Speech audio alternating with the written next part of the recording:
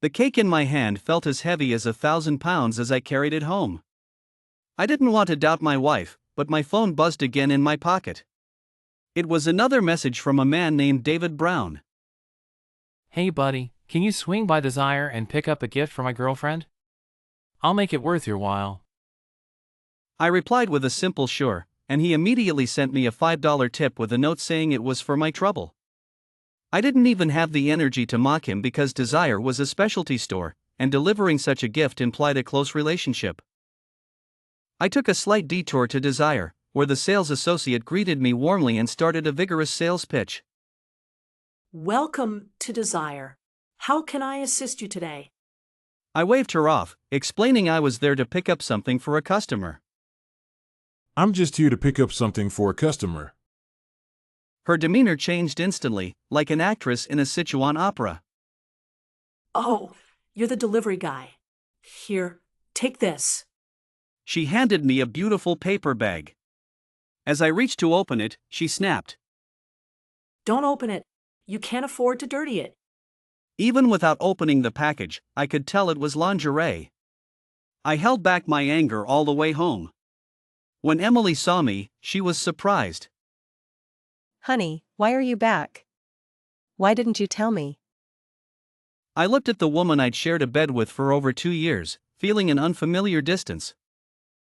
Do I need your permission to come home? Emily's mouth opened in disbelief.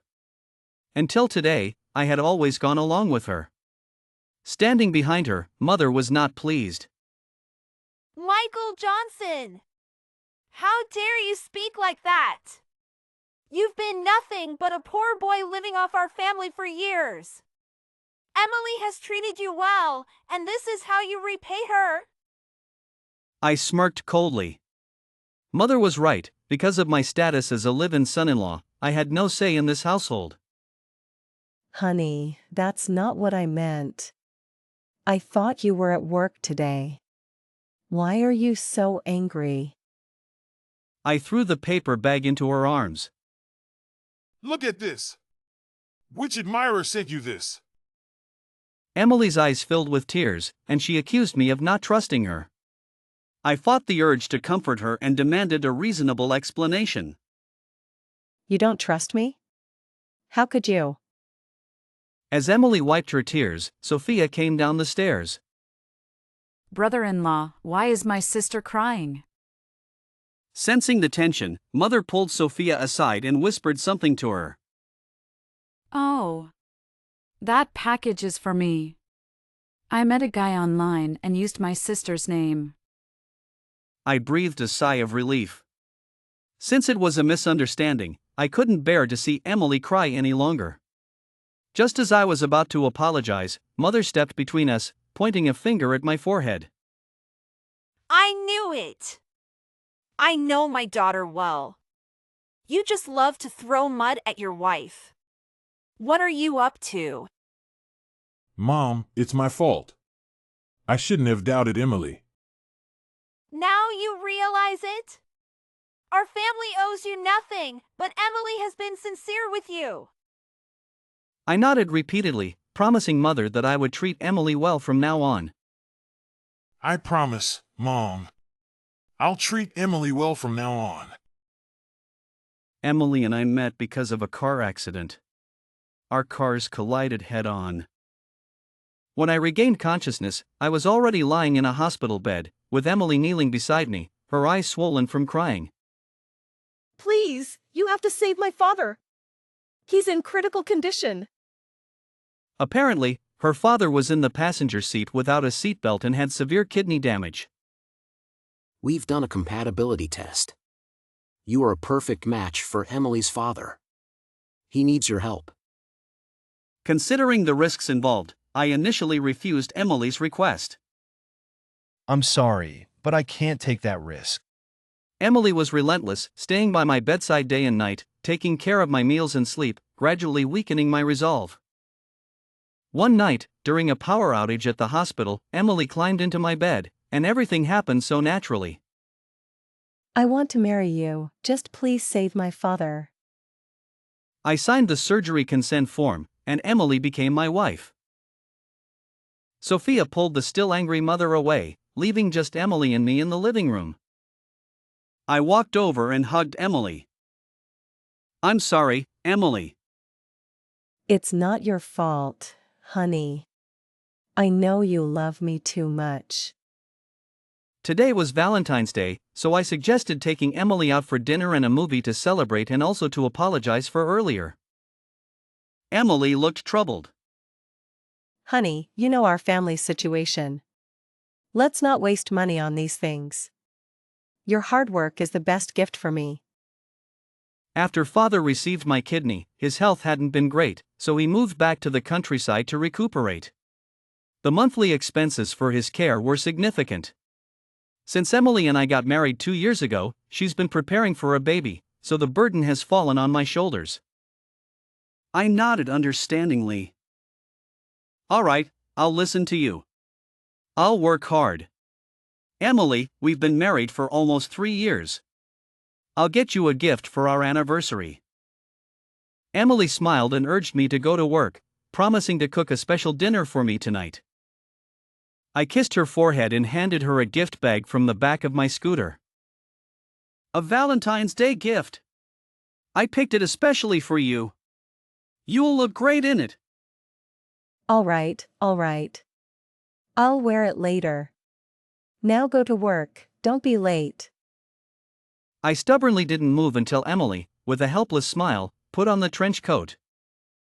I complimented her beauty, waved goodbye, and rode off on my scooter. I breathed a sigh of relief. Since it was a misunderstanding, I couldn't bear to see Emily cry any longer. Just as I was about to apologize, Mother stepped between us, pointing a finger at my forehead. I knew it! I know my daughter well. You just love to throw mud at your wife. What are you up to? Facing Mother's aggressive stance, I conceded. Mom, it's my fault. I shouldn't have doubted Emily. Now you realize it? Our family owes you nothing, but Emily has been sincere with you. I nodded repeatedly, promising Mother that I would treat Emily well from now on. Emily answered the phone quickly. Honey, what's up? Her voice had a hint of breathlessness, which made my heart race. I asked her where she was. Where are you right now? We just parted, and you already miss me? I'm at home preparing dinner, waiting for you to come back. I clenched the stick in my hand, unwilling to play along any longer. I was ready to confront her directly. Suddenly, Emily gasped and then hung up the phone. She sent a text message. My mom accidentally fell. I can't talk now, I'm busy. I was certain Emily was involved in something private with David Brown, the one who sent her the intimate apparel. Unable to hold back any longer, I stormed inside, ready to knock on every door. A hand grabbed me from behind. I turned around angrily, recognizing a familiar face. The receptionist approached. Boss, this person. It turned out that the manager of the intimate store also ran a hotel, offering a full range of services. My name is Anna White. Are you planning to catch someone in the act, sir? I stood still, the answer obvious. Yes. I run a business here. If you knock on every door, who will dare to come to my hotel in the future? She made a good point. I calmed down and asked her to help me find out which room Emily was in. Sure, but you have to agree to one condition. I'll help you right now. I looked at her warily. What condition? Be my boyfriend. I'm single. I rubbed my forehead in exasperation. Don't joke around. I have a wife. Anna's smile grew brighter, as if implying that my wife might belong to someone else. I lost the mood for banter. Anna didn't say much more and went to check the computer at the front desk. Room 206. As soon as I heard the room number, I took large strides forward. Anna followed, advising me to stay calm. I stood in front of room 206, took a deep breath, and knocked on the door. A strange man's voice came from inside.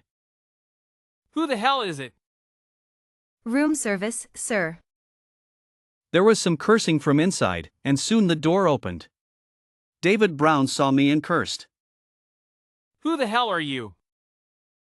I pushed past him into the room. Emily was lying on the large round bed, wrapped in a robe. Honey, Ignoring any excuses, I swung the stick at David Brown. Anna hurriedly pulled me back. Are you crazy? You'll cause serious harm. I didn't listen. I was intent on causing serious harm. Emily, panicked, scrambled over to shield David Brown. Emily, are you sure you want to protect him? Emily crawled over, kneeling. Honey, I'm sorry. Please forgive me. It's all my fault. I promise. I didn't want to hear her promises. Looking at her kneeling, I thought of Emily in the hospital 2 years ago. I squatted down, holding Emily's hand. Why? If you didn't love me, why did you marry me? Was one kidney worth sacrificing yourself? You have the nerve to bring that up. You lost a kidney, but Emily lost her lifelong happiness. I laughed bitterly, tears streaming down my face. Pointing the stick at David Brown, I asked. Her happiness? Is it you? Yes, it's me. To be blunt, you're poor and missing a kidney. You can't even satisfy her. How can you love Emily? Anna, unable to bear it, grabbed the stick from me and swung it at David Brown. Emily screamed and threw herself over him. The blow landed squarely on Emily. Watching the two of them huddled together, I felt no pity. Anna stammered an apology. I pulled her out of room 206, with Emily still calling after me. I stood at the hotel entrance for a long time. Emily never came out. I realized it was time to end this marriage that had started as a transaction. I got on my electric bike, ready to leave. Anna firmly grabbed the handlebars, and I looked at her in confusion. Anna took out her phone. You promised to be my boyfriend. How can you back out so soon? Add me on WeChat. I'll wait for you to finalize the divorce and then we'll be together. I had no intention of starting a new relationship. Before I could refuse, Anna had already reached into my pocket and taken my phone. Wow, no password on your phone. You're really a pure-hearted man. I knew I wasn't wrong about you. No, you were wrong.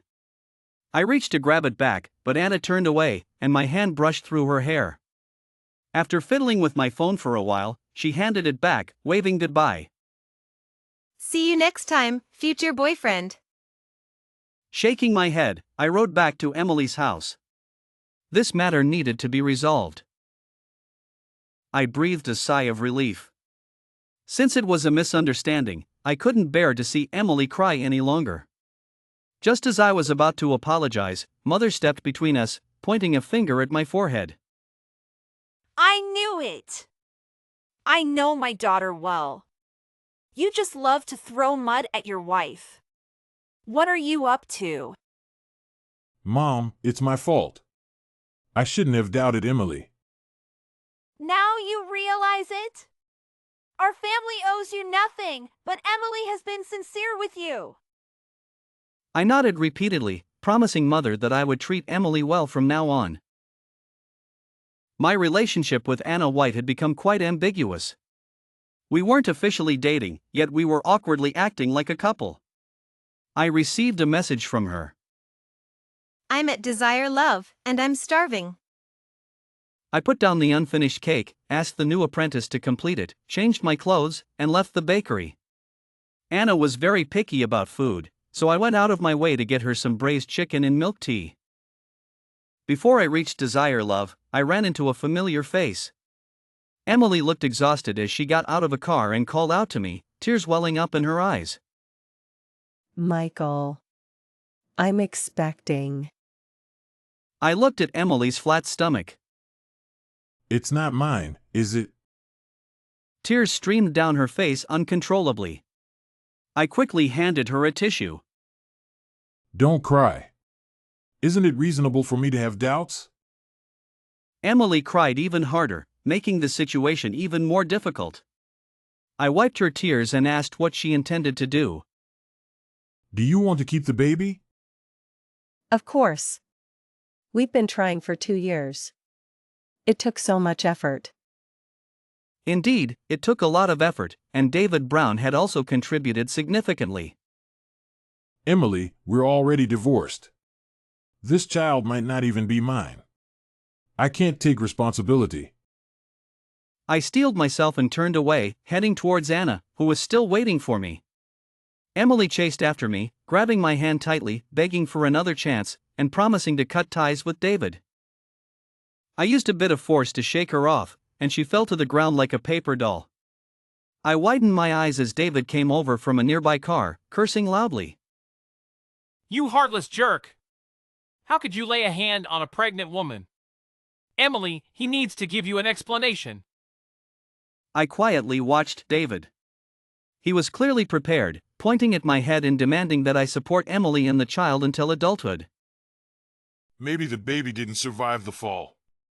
Why don't you go to the hospital and check before accusing me? Emily cried even more pitifully, and David, being a chivalrous type, immediately swung a punch at me.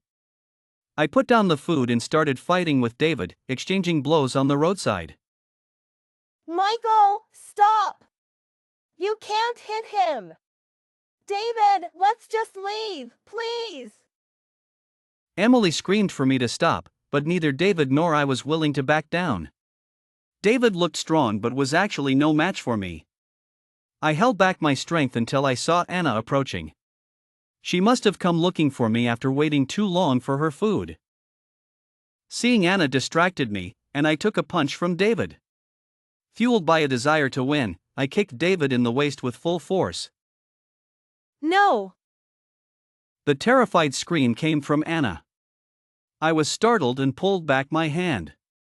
David fell to the ground, motionless. Anna, pale-faced, ran over.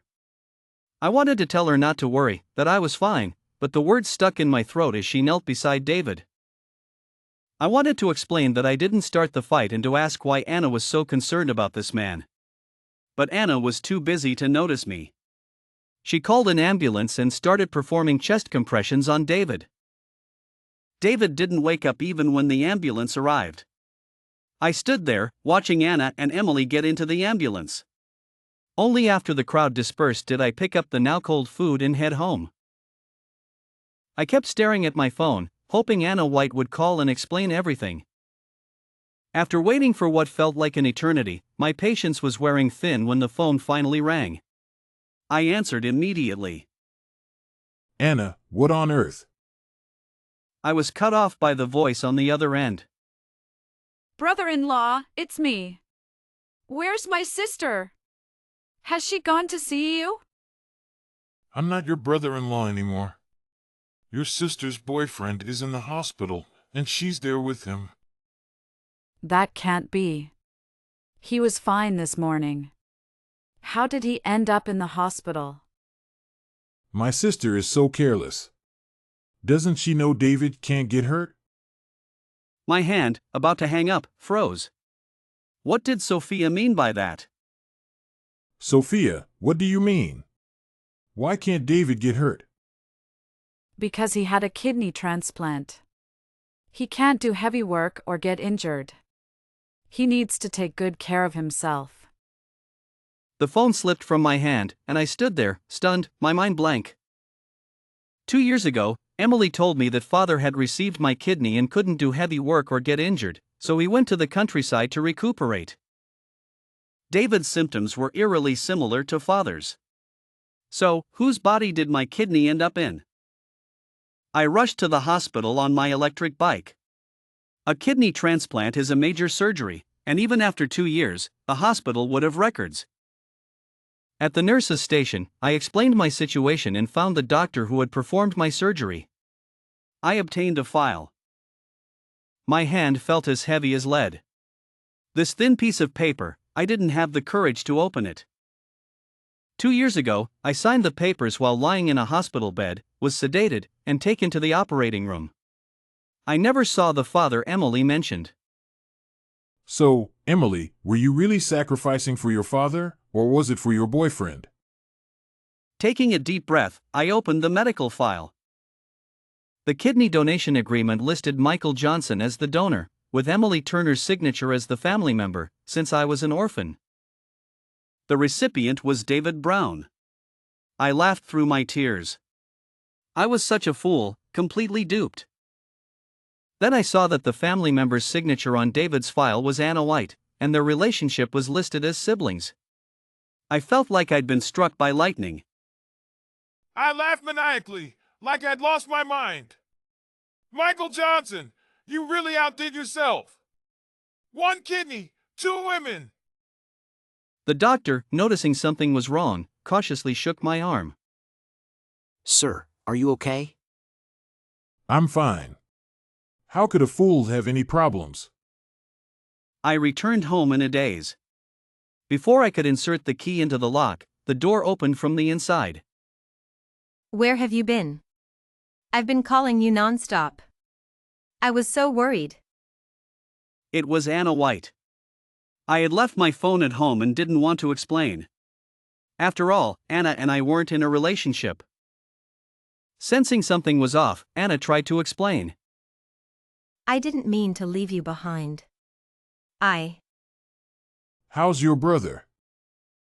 Anna looked at me in surprise. You know? He's fine now, just needs to rest. Despite having different last names, Anna and David were indeed siblings. Anna explained that her parents divorced when she was young, and she took her mother's last name. I didn't delve further into their sibling relationship. It was enough that he was okay. At least I hadn't caused 2 women more pain. I grabbed a beer from the fridge and took a swig. It felt good. Michael, I'm sorry. We wronged you. Is sorry supposed to fix everything? That's not what I want. Anna's face turned pale. Michael, I'm sorry. We can't give your kidney back. My brother can't handle another surgery. For the first time, I saw Anna cry. Unlike Emily, Anna's tears were heart-wrenching, with no trace of pity. I reached out halfway, then pulled back and took another swig of beer. Anna told me that 2 years ago, there were 3 people in the car that collided with mine, her, Emily, and David. David was driving and was the most severely injured, with a ruptured kidney that nearly killed him. The 2 women in the backseat only had minor scrapes. Desperate to save David, Anna and Emily did everything they could. The hospital's verdict was that he needed a compatible kidney to survive. Anna and Emily pooled all their money, but a suitable kidney was nowhere to be found. Just when they were losing hope, the hospital found that I was a perfect match. Why didn't you just tell me the truth back then? Anna took the beer from my hand and took a big gulp, tears streaming down her face again. Would you have agreed if we had told you? You wouldn't have, Michael. I'm not blaming you. No one would agree to that. Anna was right. I wasn't a saint. If I had known the kidney was for David, I would never have agreed. Anna put down the beer bottle and curled up on the sofa. Emily and I discussed who would charm you. Emily is a good girl. She stood by my brother and took the lead. Emily succeeded. I believed her, and she got what she wanted. David survived. Anna told me that Emily genuinely wanted to make amends and spend her life with me. But her brother, knowing what Emily had sacrificed for him, refused to let her go. They started a secret affair. Anna tried to persuade them and even fell out with her brother over it. Due to his health, David couldn't work. To force him to give up on Emily, Anna cut off his financial support. David didn't back down and, with Emily, targeted me again. I remembered how Emily had urged me to earn more money. The money supposedly for supporting father had all gone into David's pocket. Anna had given up on the two ungrateful people and helped me catch them in the act at the hotel, hoping I'd see the truth and give them a lesson. The only sound in the living room was me drinking. Anna White had finished speaking, and I knew she was waiting for my reaction. You can go. You don't need to take responsibility for this kidney. Let's end it here. Maybe David Brown was right. I only lost a kidney. What reason did I have to make two women struggle? Michael Johnson, let's reintroduce ourselves. I'm Anna White. It's a pleasure to meet you. I looked at the woman in front of me with suspicion. Did she see some value in me again? No hidden agenda. If there's any motive, it's that I've fallen for you, unrelated to the past. I stood there, stunned, neither responding nor rejecting. Michael, come with me to the hospital tomorrow to see my brother, okay? I nodded at Anna's suggestion. It was time to clear things up. Everyone needed to move on. Anna, being a person who valued rituals, bought a beautiful bouquet and insisted I not ride my electric scooter. I couldn't argue with her and ended up taking her car. The hospital was close. Before I could figure out how to face Emily, we were already in the elevator. Michael, be straightforward with Emily. I nodded helplessly as Anna led me into the hospital room. David Brown was lying on the bed. Seeing me, he glared and held Emily, who was sitting by the bed. Michael, you're here. How are you feeling? It's nothing, just a minor injury. How about you? Were you hurt yesterday? Before I could answer, Anna interjected. Sister-in-law, he's fine. I stayed with him all night. You just take care of my brother. Sister-in-law? Anna, what do you mean? You and my brother are so close. You'll definitely get married soon. I'm not wrong to call you sister-in-law. Emily's gaze fell on me, but she didn't explain anything. The atmosphere in the room was strange. I shook the cigarette in my hand and walked out. Just as I lit it, Emily followed me. Michael, don't you even want to say a word to me now? Emily's attitude puzzled me. Clearly in love with David, why drag me into this mess? I know about the kidney donation. You shouldn't feel burdened. After 2 years, it's time to move on. It's different now. After living with you for 2 years, I can't control my feelings for you. I looked at my ex-wife speechlessly. Unable to control her feelings for me, yet having an affair during our marriage? Emily grabbed my hand and placed it on her lower abdomen. Michael, can you promise me? If this child is ours, let's remarry. What if it's not mine? Emily let go of my hand and tentatively suggested that we could pretend it was mine. Emily, if I were you, I'd terminate this pregnancy and live a good life with David. I sent a message to Anna White, telling her I had something to do and had to leave. Standing at the hospital entrance, the car I had called hadn't arrived yet when Anna pulled up in front of me. Hey handsome, where to? I'll give you a ride. I smiled and got in the car, asking why she didn't stay longer with her brother. Why didn't you stay longer with your brother? I didn't want to be a third wheel. Emily can take care of him. Hearing Emily's name made my head ache slightly. Anna glanced at me. Let's get married. Once you're married, she'll have to give up. Marriage is a serious matter, not to be taken lightly. Think carefully, Anna. Don't make any decisions out of a sense of obligation. Anna laughed and agreed, as if she had thought of something. She pulled the car over to the side of the road and took a card out of her bag, handing it to me. Is this a dowry? Isn't the dowry supposed to be given by the man to the woman?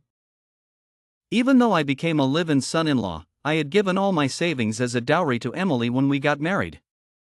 Anna burst out laughing. This is from my brother. It's what he owes you. I was about to refuse, but Anna had already stuffed the card into my pocket, warning me to take it. It was money David Brown had borrowed from her to give to me. Consider me a loan shark. My brother promised to repay me with interest.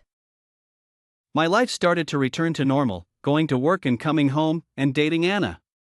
Our relationship began to heat up, reaching the point where we were seriously discussing marriage. Just as Anna and I were planning our wedding photos, David Brown called. Anna listened to the call with a smile. Did something good happen? Did your brother repay you? It's 100 times better. My brother is getting married. To Emily? Of course. Emily always beats me to it. Anna happily complained, pulling me out of the bridal shop. It was time to pick out a formal suit for her brother's wedding. I breathed a sigh of relief. Since it was a misunderstanding, I couldn't bear to see Emily cry any longer. Just as I was about to apologize, Mother stepped between us, pointing a finger at my forehead. I knew it! I know my daughter well. You just love to throw mud at your wife. What are you up to? Facing Mother's aggressive stance, I conceded. Mom, it's my fault. I shouldn't have doubted Emily. Now you realize it? Our family owes you nothing, but Emily has been sincere with you. I nodded repeatedly, promising Mother that I would treat Emily well from now on. The next time I saw Emily was at Desire. Anna White and I were leaning over the counter watching a movie. Michael, David, and I are completely over. Can you look back at me?